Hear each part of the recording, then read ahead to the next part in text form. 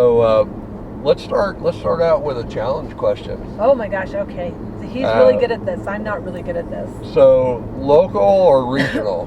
Question for you. Local. Local.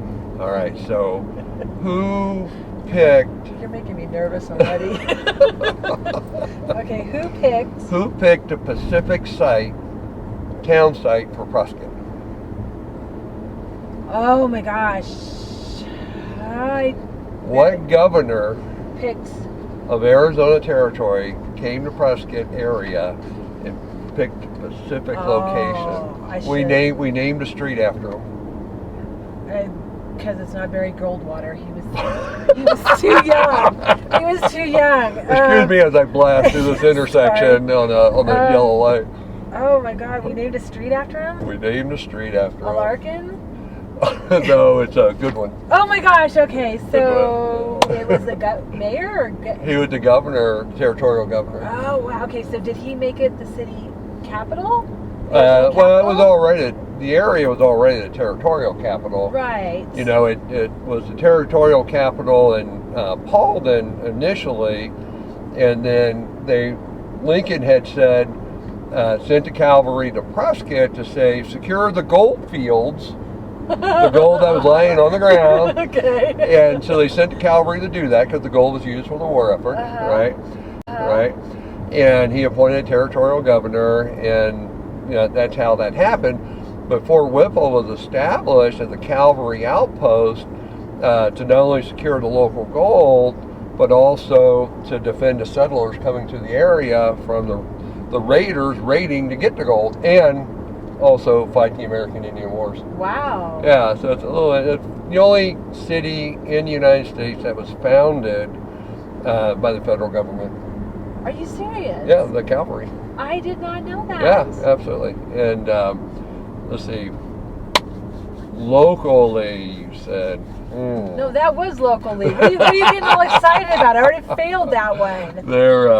Well, one more question. Oh, no. This is a redeeming question, and you probably know this. Oh, you have such great hope in me. I don't. Arizona has the largest amounts of rattlesnake species. Yes. In the United States. Okay. How many species do we have? 5. 13. Oh, not even half. I didn't even get half. I know Diamondback. I know, yeah. Okay. I don't know I just know the ones that they talk about, but no. Have you ever seen a rattlesnake? Oh, well, I wouldn't say all the time. I probably run across 2 or 3 a year. Really? Yeah, and they're always kind of like in those little hidden places where you don't look. Yeah, they're in the shade. They're in the shade. Yeah. Underneath the rock, kind of, napping. I'm a little hard hearing, so I don't really hear them. That's your clue. That's a clue. So yes. I keep my eyes wide open. The topic of this ride. Yes. Is how burnout, realtor burnout, marketing rep burnout, escrow burnout. Yes. And what do you do personally yourself to prevent burnout? Well, you take time off. I think time off. And I don't know about you, but I like different challenges. So if something's it becomes mundane. It does. I need to change something then. I need to actually do something different. And I like being pushed out of your comfort zone. Not all the time. Not all the time. I like that. But That's I do. A challenge. It is, and you can't get burned out if you're out of your comfort zone, because now there's a flood of emotions and adrenaline and everything else like that. But I know agents, and because our market's been so fantastic. Well, agents have a lot of self-negative talk. They fall out of escrow. They didn't get the listing. Their contract went, and you really can't guard. You can't grade yourself on that results of that, because you're not personally responsible for that. I mean, you can give it your best shot, but at the end of the day, it's up to the clients to accept our offer or not. Right. And so we just got ordered from Speed's Deli. We did. And what did we order? I got the PD 808. And what is the PD 808? It is a huge sandwich that has prosciutto, salami, pepperoni, mozzarella, provolone, Italian dressing, tomatoes, onions, lettuce, and Capicola. Capicola. Capicola. Sorry, half Italian. Capicola. All right. Well, you want. And I ordered the same thing. Well, you want to pull one out and show them? We're gonna do a picnic in the car. Oh my God! These things weigh a ton. Those are They weigh a ton, Steve. Oh wow! I like that picnic in the car though. It's a picnic. Well, it's starting to sprinkle a little bit. Yeah, we did it on sourdough.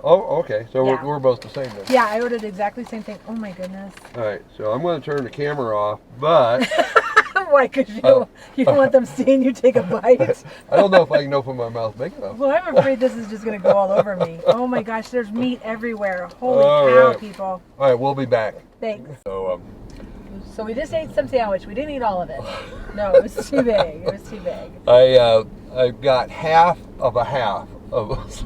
Yeah, I have a half of a sandwich. Though. Yeah, and I have less than that. But there's enough meat in there that literally you could make 2 more sandwiches out of that. 2 more sandwiches. So yeah, that was Speed's Hangar Deli here in beautiful Prescott. On Sandrino Drive. Sandrino Drive, right behind Galpin. Yes. And yes. So highly recommended. Highly recommended. So that's the first time actually we rode in cars. Stopping to grab a bite. We did coffee before. We've done coffee, but we just had it in our picnic, and which is nice because it's just starting to rain a little bit. So yes.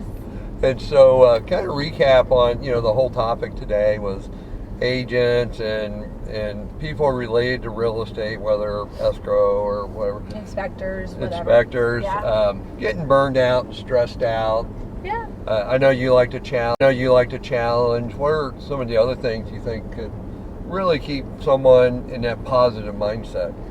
I always find in escrow, because we do get people that complain, and agents complain.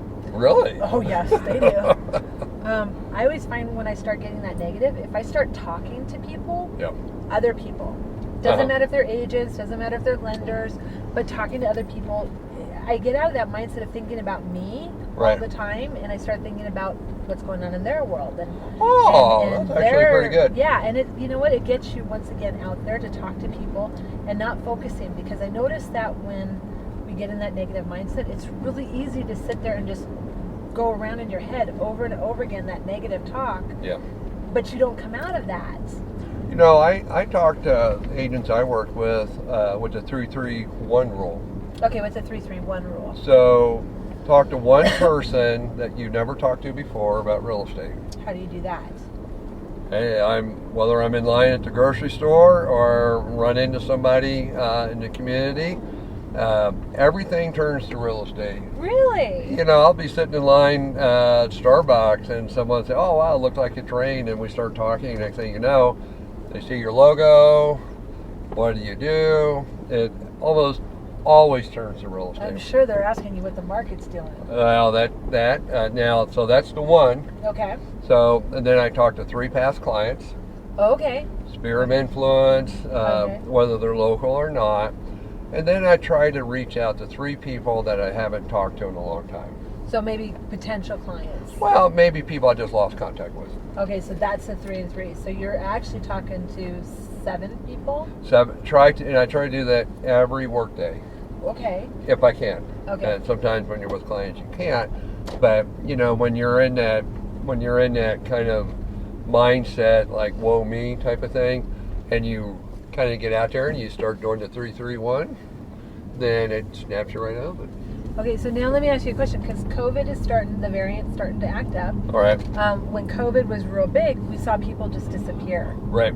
So how do you meet that person out there talking, or what do you do? Because that can be a little hard right now. Well, and, when COVID started, we immediately adopted the video calling, the video walkthrough, the virtual showings, and we always do it. Of course, personally, we decided to get vaccinated. Yeah. And a lot of people don't. That's their choice. But we felt like we didn't want to be a spreader. Good. And be a little bit more responsible. And because of that, people felt more comfortable with us.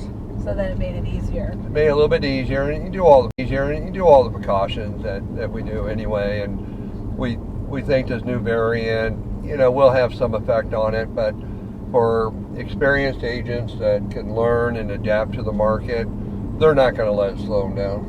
No, I don't think you can. But and I love that you guys were still doing video calls. So We are. what I noticed was during COVID, and not so much right now with the variant, but people were lonely and they wanted to talk. Oh my gosh. So that 7 people could take up your whole day. You know, I was a guy that would go into a waiting room to see the doctor or wherever I'm at, and I would never talk to anyone because I assumed they don't want to be talked to because they weren't talking to me. Right. And then I read an article in one of the magazines, and it said really people do want to talk, they just don't want to initiate. And so now I go to these waiting rooms and I'll start a conversation. Just random waiting rooms. Oh Here my comes gosh. Steve. I was at the gym show Yeah. that they had in Prescott Valley. Yeah. And I was waiting for an exhibit, and the lady that was running the exhibit, she was waiting for something to happen, and her name was Carol. We had a wonderful conversation, and it started out about minerals and gems and things like that.